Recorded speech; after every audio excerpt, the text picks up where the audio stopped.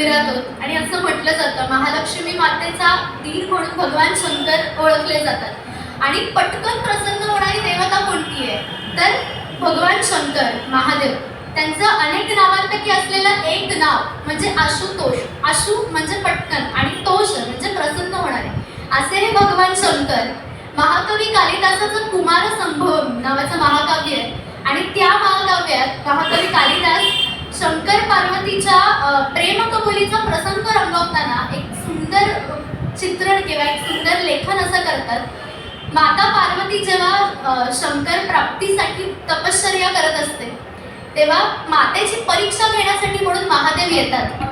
वेगळ्या रूपात रूप बदलून येतात आणि माता पार्वतींना विचारतात की तू इतकी दिसायला सुंदर आहेस, हुशार आहेस, विद्वान आहेस, महाविष्णूंसारखा पती तुला सहज प्राप्त होऊ शकतो.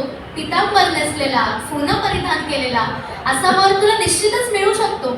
मग तुला स्मशानात राहणारा, भूतपिशाचांमध्ये राहणारा, व्याघ्रांबर धारण करणारा, सर्प गळ्यात धारण करणारा असाच पती का हवाय वैरागी म्हणून.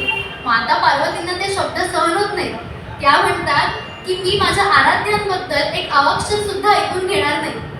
शिवरूप बदलून आलेले ते गोसावी त्यांना शिवाचं रूप वेगळ्या पद्धतीने दिसलं, पण माता पार्वतीला मात्र त्याच शिवाच्या रूपाने मोहित पाडलं. पाहूयात आपणही ते शिवाचं रूप, भगवान शंकरांचं रूप नेमकं आहे तरी कसं.